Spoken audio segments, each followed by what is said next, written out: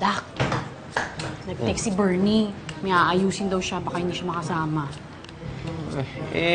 Teka, yun na. Nag-text din siya sa akin.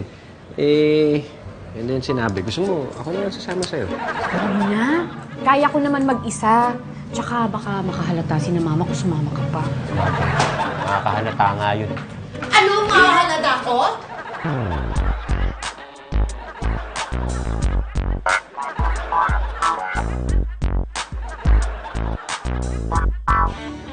Magtatanan kayo, no?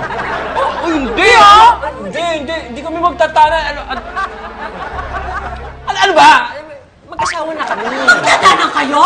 Ma, ano ba? 4 na po anak namin. Wala kaming rason magtanan. Tools ko to. Ano ba? Magkukumpuni ako ng bisikleta sa labas. Manjay! Ba't ganyan ang suot mo?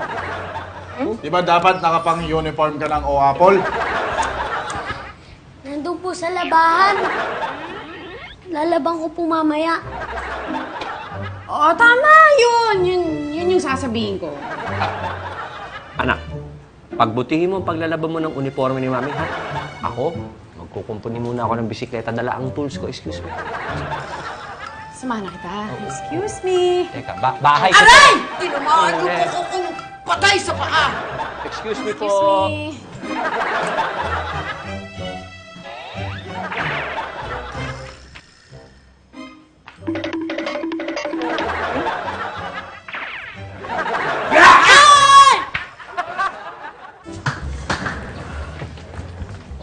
Tara na, samahan na kita. Hindi, wag na. Ihatid mo na lang ako dun sa sakayan ng taxi. Kaya ko na to. Sigurado ka, ha? Oo. Sige. Shh! Oy, kayong dalawa. Wala kayong nakita, ha?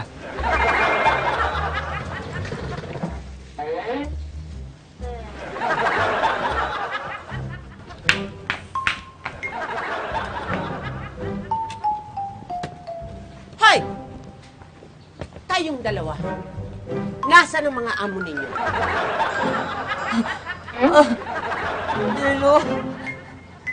Delo!